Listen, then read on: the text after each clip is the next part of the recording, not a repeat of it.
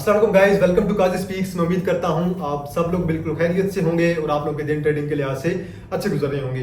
तो मैंने आप लोगों को बताया था कि भाई मैं आप लोगों के लिए वीडियो बनाऊंगा मिचल्स के बारे में, मिचल फ्रूट फार्म्स लिमिटेड के बारे में, और इसके मुकम्मल डिटेल में आपको बताऊंगा और इसके फंडामेंटल्स भी हम यकीनन आज देखेंगे, इनकी अर्निंग वगैरह, इनकी रेशोज वगैरह, वो सारी हम चीज़ें जो है डिटेल में देखेंगे।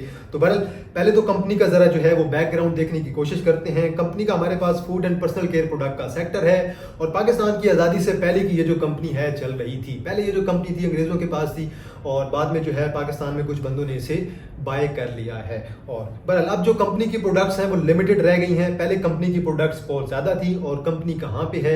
आपके पास ज़िला ओकाड़ा है पाकिस्तान में और यहाँ पे इनकी तहसील है रनाला खुर्द। तो रनाला खुर्द में इनका जो मेन है प्रोडक्शन प्लांट है, वहाँ पे सारी इनकी प्रोडक्शन हो गई है और वहीं पे इनके सारे अपने बाग हैं, वहीं पे सारी ये जो है फल जो है इनके प्रोड्यूस होते हैं और उसी से देन इनकी जो है वो अपनी प्रोडक्ट्स वगैरह बनाते हैं। तो बहरहाल अचार वगैरह हो गया और देन इसके अलावा भी इनकी छोटी मोटी प्रोडक्ट पहले तो बहुत ज़्यादा थी, लेकिन अब जो है लिमिटेड इनकी प्रोडक्ट्स रह गई हैं। मुरब्बा वगैरह हो गया। तो बहरहाल अब इनकी प्रोडक्ट्स बहुत लिमिटेड रह गई हैं और आहिस्ता आहिस्ता कम होती जा रही हैं। अब इसके पीछे भी कुछ वजूहात हैं, लेकिन सबसे पहले इनका हम देखते हैं कि यहाँ पे इनका फ्री फ्लोट वगैरह कितना है और कंपनी का चेयरपर्सन वगैरह और कंपनी किसके अंडर काम कर रही है। पहले तो देखें जरा, इसका हमारे पास जो फ्री फ्लोट आ रहा है तकरीबन 30%। 30% जो शेयर है वो मार्केट के अंदर है, 70% जो शेयर है वो जो कंपनी के ऑनर्स हैं उनके पास है। इनका चेयरपर्सन जो है शहजाद गफ्फार है, सीईओ इनका नजम अजीज सेठी साहब हैं। तो बहरहाल इनका जो मेन एड्रेस है वो आपके पास लाहौर गुलबर्ग में है। और अब जरा इसके हम देखते हैं फंडामेंटल्स इसके क्या कहते हैं। तो 2023 की जो इनकी अर्निंग रही थी हमारे पास, वो हमारे पास रही थी -2.59, माइनस में इनकी अर्निंग थी। और अब जो है 2024 में इनकी अर्निंग जो है आहिस्ता आहिस्ता पॉजिटिव होने लग गई है और एक्सपेक्टेड जो अर्निंग है 2024 के एंड तक इनकी बनेगी तकरीबन राउंड अबाउट 8 से 9 के दरमियान जो है इसकी अर्निंग बनेगी एक लिमिट के दरमियान। बहरहाल अर्निंग थोड़ा सा इनके अंदर इंक्रीज आया है, लेकिन ओवरऑल कुछ चीज़ें हैं जो कि इसमें जो है हमें जो है वो नेगेटिव दिखाई देती हैं। लेट्स सपोज हम बात करें कंपनी का जो है हमारे पास डिविडेंड पर शेयर है, तो वो साल में शायद 2-3 रुपए का ये डिविडेंड दे रहे हैं, उसके अलावा ये नहीं दे रहे और वो भी कभी कभार ही डिविडेंड देते हैं साल में। डिविडेंड यील्ड इनकी 2023 की जो है वो ऑलमोस्ट हमारे पास सिफर रही है। 2023 में इन्होंने कोई डिविडेंड नहीं दिया। बाकी इनकी बुक वैल्यू जो है इनकी अगर बात करें बुक वैल्यू पर शेयर की, तो 12 रुपए की इनकी बुक वैल्यू है और करंटली शेयर तकरीबन जो है मूव कर रहा है 142 रुपए पे। और अभी इससे पहले ये तकरीबन जो है 220, 230, 40 पे भी जा चुका था। एक स्ट्रॉन्ग बुलिश मूव आई थी और बुलिश मूव के बाद शेयर आपका 200 प्लस गया था, 230, 40 पे भी गया था, मुझे याद है। देन उसके बाद अब ये शेयर दोबारा गिर गया है और अब तकरीबन 140 पे ट्रेड कर रहा है। अब जरा इसके फंडामेंटल्स की बात करते हैं। अर्निंग मैंने आपको बता दी है, बुक वैल्यू मैंने आपको 12, 12.5 की बता दी है। बुक वैल्यू बहुत कम है और शेयर की करंट प्राइस जो है वो 140, 141 है।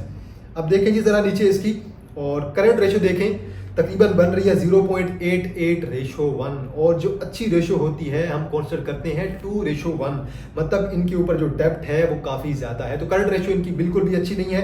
क्विक रेशो की बात करें 0.33:1, वो भी बिल्कुल भी अच्छी नहीं है, मतलब इनके ऊपर डेप्थ जो है वो काफ़ी ज़्यादा आता है।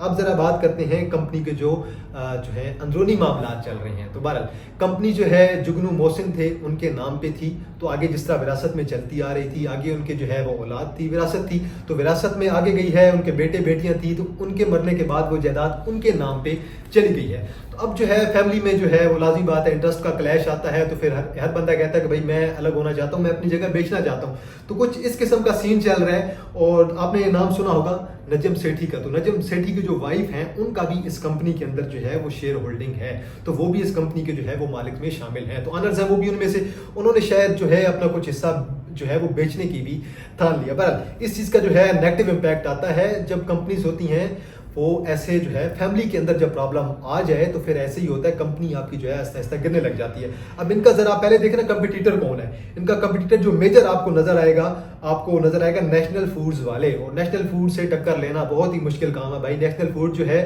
वो परफॉर्मेंस वाले हैं, तो बहरहाल नेशनल फूड की जो सेल है वो बहुत ही ज़्यादा है, नेशनल वालों को टक्कर कोई नहीं दे सकता। इसके अलावा छोटी मोटी और भी इसके अंदर जो है इनके जो है कंपटीटर्स आ जाते हैं, लेकिन उनकी मैं बात नहीं कर रहा। मेजर जो कंपटीटर है आपका, एक तो आपके पास एग्रो फूड्स वाले हैं और दूसरा आपके पास जो मेजर कंपटीटर मैंने आपको बताया नेशनल फूड्स। नेशनल फूड को टक्कर देना बहुत ही मुश्किल बात है। तो बहरहाल दोबारा वापस आते हैं अपने टॉपिक पे।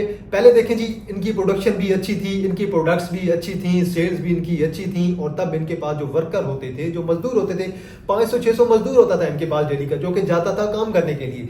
लेकिन अब वही जो इनके पास मजदूर हैं वो अगर 10-15 पे रह जाएं तो आप इससे क्या नतीजा निकालेंगे? भाई कंपनी की परफॉर्मेंस क्या है, कंपनी क्या काम कर रही? कंपनी अगर फर्ज करें अपनी जगह ही बेचने लग गई है तो लाज़मी बात है कंपनी खुद ब खुद डाउन आ जाएगी, कंपनी की परफॉर्मेंस खत्म हो जाएगी, कंपनी की ईपीएस डाउन आ जाएगी। बहरहाल फैमिली इश्यूज जो होते हैं वो अक्सर जो है कंपनीज को ले डूबते हैं। और अब मेरा जो है तजिया है, मेरा एनालिसिस ये है और कि अब ये जो कंपनी है मे भी जल्द ही डी लिस्ट हो सकती है। अब अगर देखें लायबिलिटी इनके ऊपर काफ़ी ज़्यादा है। मैंने आपको करंट रेशो भी बता दी है और मैंने आपको क्विक रेशो भी बता दी है। उन दोनों रेशो को देख के आप लोगों को क्लियर आइडिया हो जाएगा कि भाई कंपनी पे जो है वो काफ़ी ज़्यादा लायबिलिटी है, काफ़ी ज़्यादा उधार है जो उन्होंने चुकताना है, जो कि उन्होंने पे करना है।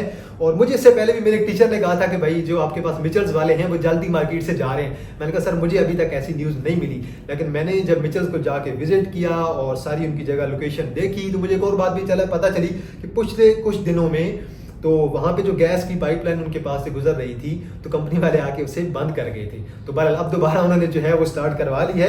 तो ऐसी जो न्यूज़ होती हैं वो कंपनी के लिए जो है वो अच्छा साबित नहीं होती हैं, ऐसी कंपनीज का फ्यूचर नहीं होता है। अब एक्सपेक्टेड अर्निंग जो है इनकी आहिस्ता आहिस्ता कम होने लग गई है और लायबिलिटी बढ़ने लग गई है, फैमिलीज में कुछ इशू चल रहे हैं। आज नहीं तो कल, बेशक 1 साल 2 साल 3 साल ले लें, मुझे नहीं लग रहा कि भाई जो है मिचल्स वालों का यहाँ पे कुछ फ्यूचर हो सकता है। बाकी आप लोगों ने अपना एनालिसिस जरूर कर लेना है। ये मेरी प्रेडिक्शन है, मेरा एनालिसिस है जो कि मैंने नोट किया है, वही मैंने आप लोगों के साथ शेयर किया है। बाकी आप लोगों ने वीडियो को लाइक कर देना है, कमेंट भी करना है, शेयर भी कर देना है और बाकी आप लोगों ने अपनी राय कमेंट सेक्शन में जरूर देनी है। तो इंशाल्लाह आप लोगों के साथ दोबारा मुलाकात होगी एक नई वीडियो के साथ। तब तक आप लोग अपना ख्याल रखिएगा। अल्लाह हाफिज। So join this family to keep learning.